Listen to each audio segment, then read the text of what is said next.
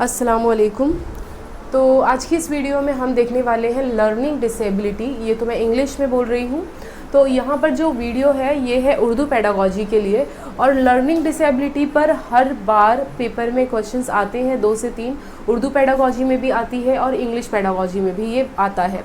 तो अभी तो फ़िलहाल हम उर्दू का देख रहे हैं, और बहुत ही शॉर्ट वीडियो में हम पूरी जो 7 लर्निंग डिसेबिलिटी है, जो प्रॉब्लम्स बच्चों में देखी जाती है, तो वो सारी चीज़ें हम यहाँ पर देखने वाले हैं। तो आइए, सबसे पहला जो है हमारा वो है एलेक्सिया, जिसे हम और दूसरे नाम से जानते हैं डिसलेक्सिया। अब अगर पेपर में एलेक्सिया और या डिसलेक्सिया अगर आ जाता है तो आपको वहाँ पर क्या ढूंढना है। ये जो दोनों प्रॉब्लम्स होती हैं ये पढ़ने की वजह से होती हैं, यानी बच्चे को पढ़ने में क्या आएगी, दुश्वारियाँ आएगी। यानी बच्चा जो है जब वो रीडिंग करेगा, यानी जब वो पढ़ता है, तो उसे पढ़ने में क्या आएगी, दुश्वारी आएगी। पढ़ने को ही हम क्या कहते हैं, ख्वानदगी। ओके। और कैसी प्रॉब्लम्स हो सकती हैं, जैसे कि बच्चा काफ और ये काफ में फ़र्क नहीं पहचानेगा, बराबर से वो पढ़ नहीं पाएगा। ओके। तो ऐसी प्रॉब्लम में हम उसे क्या कहते हैं कि उसे किस चीज़ की प्रॉब्लम है, एलेक्सिया, और इसी का ही दूसरा नाम है डिसलेक्सिया। तो ये दोनों ही एक ही चीज़ है। ओके।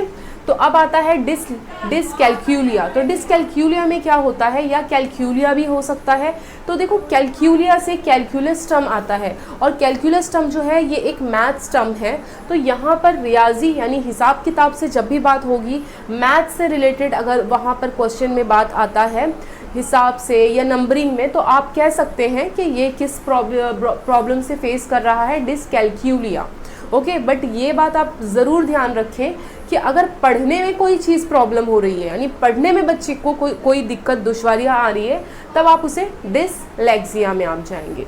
ओके। नेक्स्ट आता है डिसग्राफिया। अब देखो, ग्राफिया जो वर्ड है ना, ये लिखने से रिलेटेड होता है।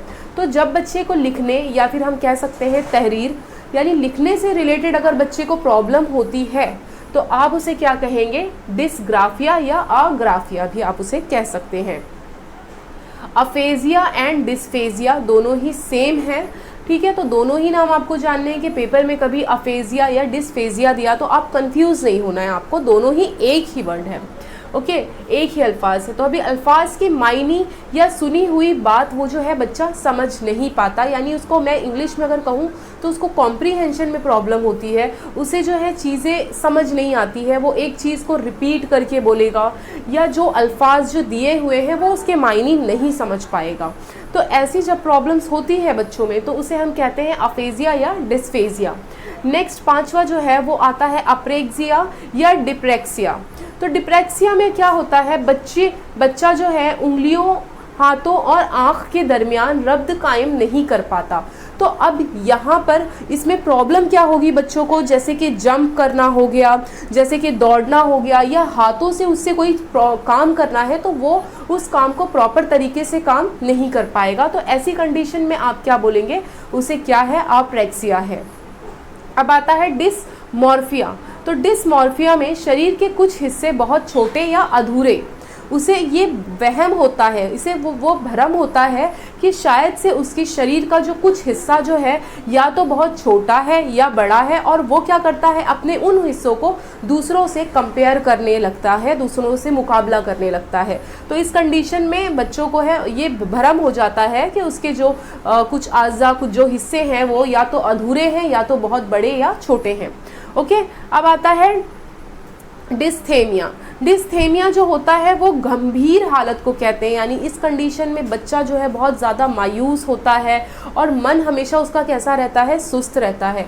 और ऐसी कंडीशन में बच्चों की लर्निंग तो नहीं हो सकती है, क्योंकि वो हर वक्त जो है कैसा रहेगा, एकदम उदास रहेगा। तो ऐसी कंडीशन को हम बोल देते हैं कि वो किस हालत में है, एकदम गंभीर हालत में है, पता नहीं वो क्या सोच रहा है। तो ऐसी जो आप टर्म जो यूज़ करेंगे वो आता है डिस्थेमिया। तो ये 7 लर्निंग डिसेबिलिटी है जो पेपर में हर साल पूछी जाती हैं। ओके।